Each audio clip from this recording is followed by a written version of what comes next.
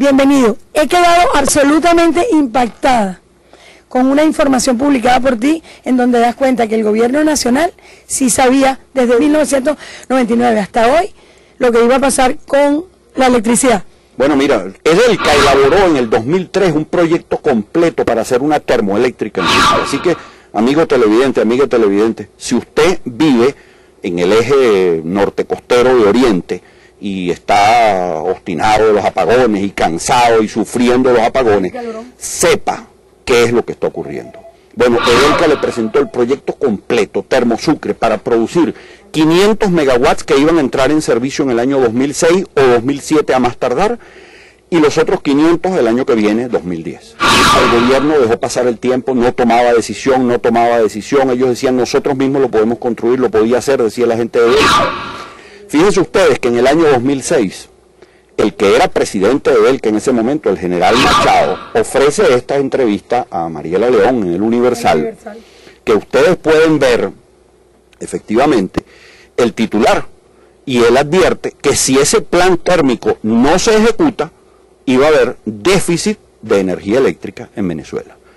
Bueno, además adentro en la entrevista ofrecen más y más detalles. La fecha de la entrevista. 12 de marzo del 2006, la gente lo puede buscar en el archivo digital del Universal. Es muy fácil, ¿no? Bueno, eso lo dice el general Machado, que era el presidente de él, después fue presidente de CB, en este gobierno designado por el presidente Chávez. Entonces, él allí además explica todo lo que debe hacerse, habla de que es necesario colocar al mercado nacional 1000 megawatts adicionales cada año para evitar el cruce de la oferta con la demanda. Bueno, lo cierto es que 44 meses después, esto no se ha hecho. Es decir, no se hizo Termosucre. Ahora, a finales de julio, firmaron un contrato con una transnacional española para construirlo, porque el presidente se lo quitó a él y dijo, no, eso que lo construya PDVSA, porque esa es la eficiente. Bueno, pasaron 2 años más, 2 años y medio, y nada, acaban de firmar un contrato. Si ese contrato marcha, y marcha bien, si el gobierno no se retrasa en el aporte de los recursos, que por supuesto no nos los creemos que no se retrase, esa planta estaría para el 2014. Otra cosa, Imagínense, no es lo mismo el precio de cuando este hombre lo hizo en 2006 a el 2012 o al 2010 o al 2014. Así es.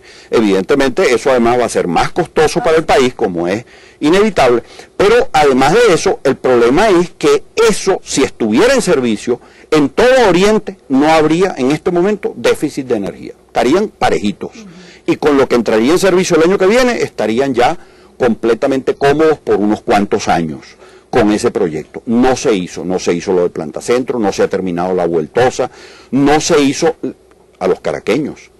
La Electricidad de Caracas, que todavía era privada, presentó el proyecto de una nueva termoeléctrica para sumarla a lo que ellos tienen aquí. Bueno, no hubo forma de ponerse de acuerdo con el gobierno para hacerla. Después la estatizaron y tampoco lo han hecho. Por eso hay déficit de energía en Caracas, porque ese proyecto ha debido estar ya entrando en servicio este año y tampoco se hizo. Es decir, que el presidente nos vende la idea de que la culpa somos los venezolanos y nos regaña y nos amenaza y que, bueno, y va a intervenir y se va a meter en las empresas y el que no tenga planta y el que consuma de más hasta le van a quitar el servicio, cuando en realidad quien tenía que haber tomado las decisiones para que nada de esto ocurriera era él. Y las decisiones la información en la mano completa, con proyectos y todo, y tenía el dinero. Y también la gente de Bausilina, que no es su área, pero ellos a motu propio hicieron un estudio también sobre el tema porque les preocupaba por la planta de ellos. Y bueno, finalmente las conclusiones eran coincidentes, eran más o menos todas en el mismo orden. Hay que hacer una generación de electricidad por vía térmica para compensar y equilibrar lo que aporta el sistema del Caroní.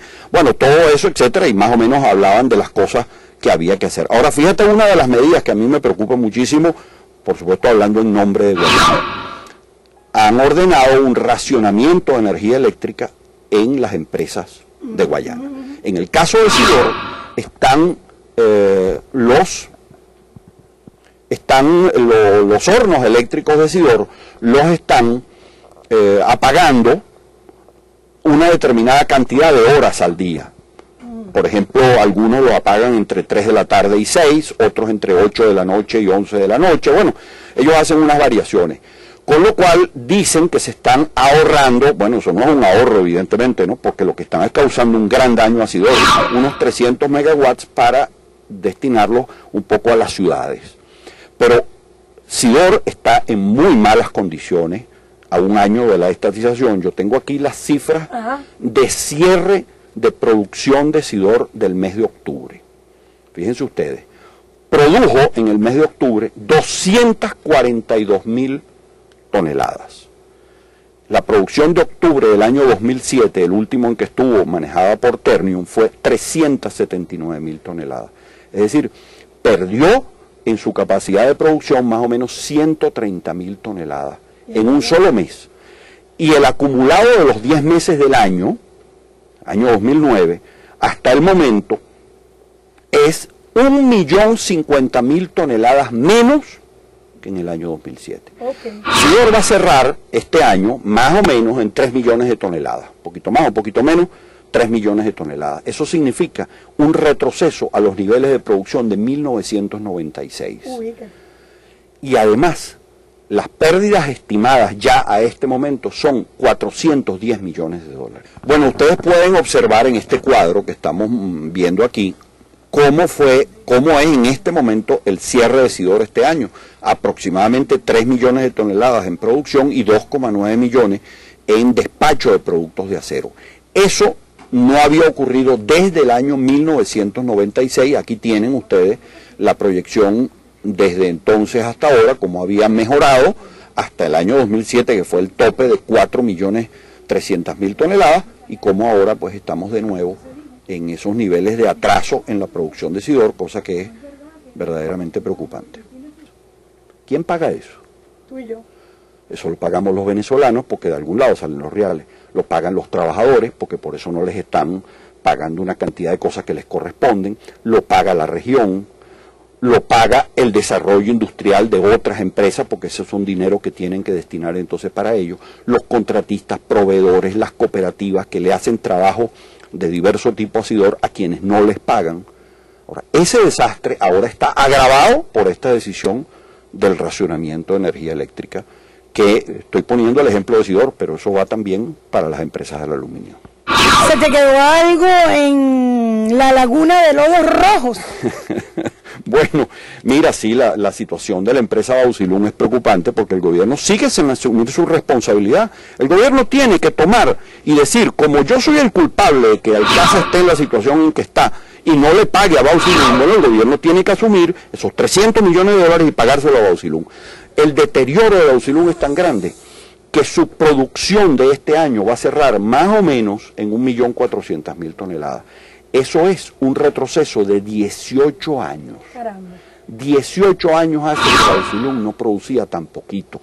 Esa empresa está en el suelo y no es culpa de los trabajadores y no es culpa de más nadie, sino sencillamente de las malas decisiones que ha tomado el gobierno y del abandono a la inversión que tiene ahí el gobierno. Hay que llamar la atención sobre ese problema. Gracias por haber venido a los chismes de la bicha. Ok, bueno, chévere. Gracias a ustedes porque nos permite dar a conocer la realidad de lo que está pasando en Guayana. Y tú no te apartes de nuestra sintonía. Después de este breve corte vienen las 5 preguntas que se hacen todos los venezolanos. Ya vuelve La Bicha.